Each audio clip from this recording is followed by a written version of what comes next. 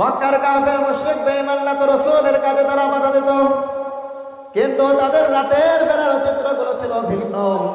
আল্লাহ রাব্বুল আলামিন কাফের মুশরিক বেঈমানদের অবস্থা কোরআনুল কারীমের মধ্যে বলতে গেলে বলেন, وَقَالَ الَّذِينَ كَفَرُوا لَا تَسْمَعُوا لِهَذَا الْقُرْآنِ وَالْغَوْا فِيهِ لَعَلَّكُمْ تَغْلِبُونَ।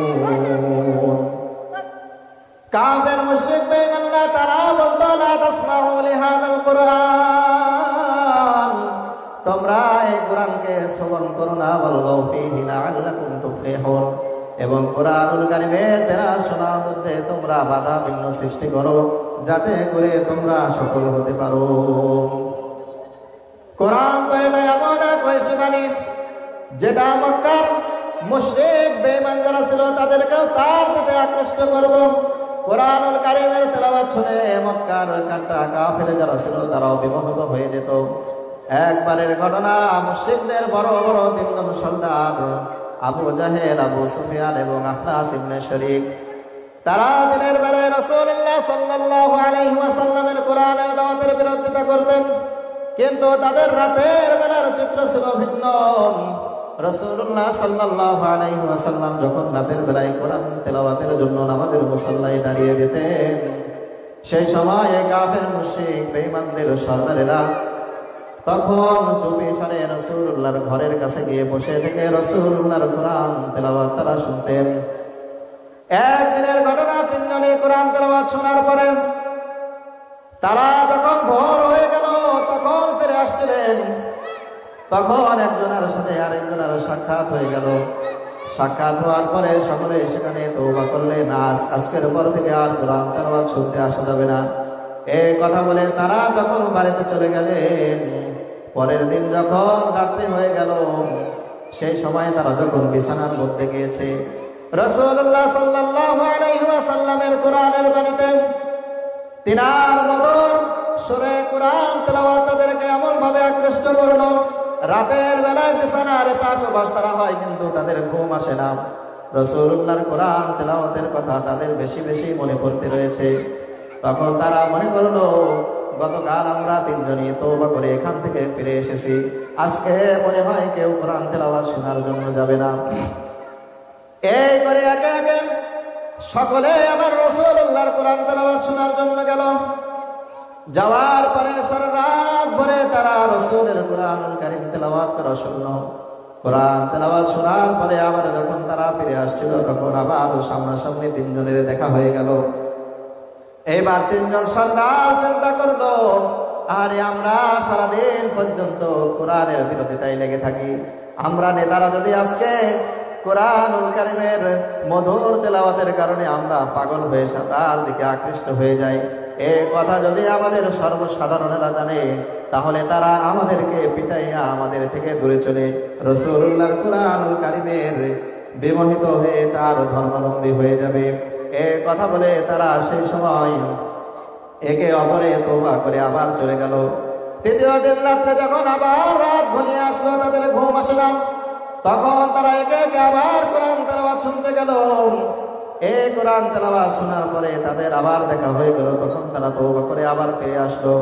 তখন মক্কার কাফের মুশরিক বেঈমানরা তাদের কৌশল অবলম্বন করলো যে আজকের পর থেকে আর কোরআন তেলাওয়াত শুনতে যাওয়া যাবে না, বরং আমরা আজকের পর থেকে মুহাম্মদকে নানা ধরনের নানান বিষয়ের আমরা লোক লালসাগুলো তাদেরকে দেখাইতে থাকবো।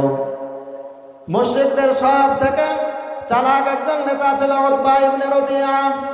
সে চিন্তা করলো, আমরা রাসূলের কাছে আমি যাব, যাওয়ার পরে রাসূলকে নানান ধরনের প্রলোভন দেখাবো, রাসূলকে নানান বিষয়ের লোভ দেখাবো। এই কথা বলে রাসূলের কাছে তিনি গেলেন। যাওয়ার পরে বললেন, ভাতিজা মুহাম্মদ, তুমি দিন ভর যে আমাদের ধর্মের বিরুদ্ধে বলো, সারাদিন ঘুরে ফিরে তুমি আমাদের ধর্মের বিরুদ্ধে বলতে থাকো, ভাতিজা মুহাম্মদ, তুমি এই কাজগুলো করার কারণে সমাজের মধ্যে অনেক বিশৃঙ্খলা সৃষ্টি হচ্ছে। তখন তিনি বললেন, ভাতিজা মুহাম্মদ, তুমি যদি চাও যে সারা আরবের মধ্যে তুমি সব থেকে বেশি টাকা পয়সার অধিকারী হবে, তাহলে আমরা তোমাকে সারা আরবের মধ্যে সব থেকে বেশি টাকা পয়সাওয়ালা বানিয়ে দেওয়ার জন্য প্রস্তুত রয়েছি। এর জন্য যা কিছু করা দরকার আমরা সকলে সেটা করার জন্য প্রস্তুত রয়েছি। এরপরে উতবা ইবনে রবিআ আমার প্রস্তাব দিল, ভাতিজা মুহাম্মদ, তুমি যদি আমাদের ধর্মের বিরুদ্ধে যে বলো কথাগুলো বলো, তুমি যদি চাও যে তুমি সারা আরবের মধ্যে সব থেকে সুন্দরী নারীকে তুমি বিবাহ করবা, সব থেকে সুন্দরী নারীকে তুমি ভোগ করবা, তাহলে তুমি আমাদের কাছে বলতে পারো, আমরা তোমার জন্য সারা আরব থেকে বাছাই করে সব থেকে সুন্দর যে মহিলা, সেই মহিলা তোমার সাথে বিবাহের ব্যবস্থা করে দিব।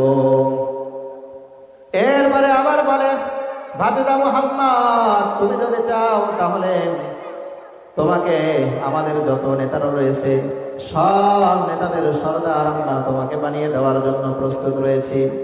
আর যদি মনে করো যে না না আমার এগুলোর কোনো কিছুর লোভ নাই, কিন্তু যদি মনে করো তোমার মাথার মধ্যে সমস্যা হয়েছে, তুমি যদি চাও তাহলে আমরা তোমাকে সারা দুনিয়ার মধ্যে থেকে সব থেকে যে ভালো ডাক্তার রয়েছে, যত কোটি কোটি টাকা লাগুক, যত টাকার প্রয়োজন হোক না কেন, আমরা তোমাকে সেই ডাক্তারের কাছে নিয়ে যাব, সেখানে তোমার চিকিৎসা করাবো।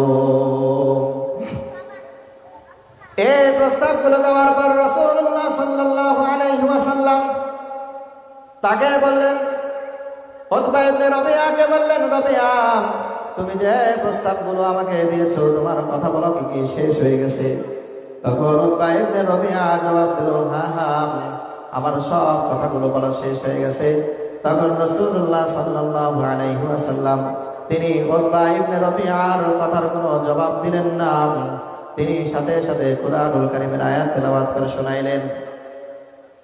বিসমিল্লাহির রহমানির রহিম, হামিম,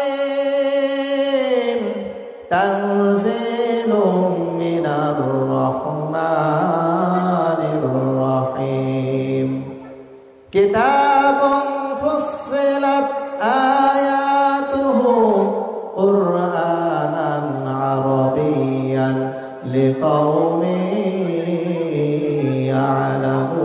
ইয়ালামুন।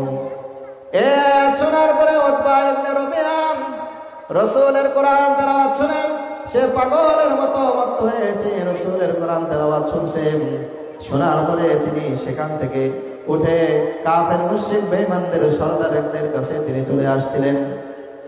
দূর থেকে কাফের সরদাররা তাকে দেখার পরে বললেন যে আমরা উতবা ইবনে রবিআ আমাদের সব থেকে চালাক নেতাকে যে সময় পাঠাইছিলাম, সেই সময় উতবা ইবনে রবিআর যে অবস্থা ছিল, আর এখন যে উতবা ইবনে রবিআ ফিরে আসছে তার অবস্থা অনেকটাই চেঞ্জ হয়ে গেছে। অর্থাৎ তাদের আর বুঝতে বাকি নাই, রাসূলের মুখে কোরআন তেলাওয়াত শুনে সে বিমোহিত হয়ে গেছে।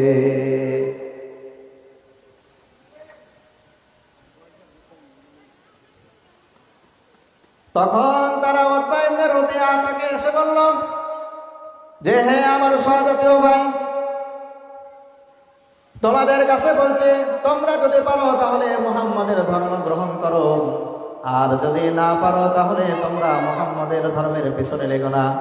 আজ হোক কাল হোক আমি সাক্ষী দিচ্ছি মুহাম্মাদুর রাসূলুল্লাহ সাল্লাল্লাহু আলাইহি ওয়াসাল্লামের ধর্ম সারা দুনিয়ার মধ্যে আল্লাহ রাব্বুল আলামিন ছড়িয়ে দিবে। এটা কিসের কারণে? কোরআনের কারণে। সুতরাং কোরআনের মাহফিল, কোরআনের মাদ্রাসা, কোরআনের ধারক এবং বাহকদের যাতে সম্পর্ক রাখবে, আল্লাহ রাব্বুল আলামিন তাদের সম্মানও কোরআনের মতো বাড়িয়ে দিবে। সুবহানাল্লাহ। এই জন্য আমরা সকলেই কোরআনুল কারীমের সাথে সম্পর্ক রাখার চেষ্টা করব।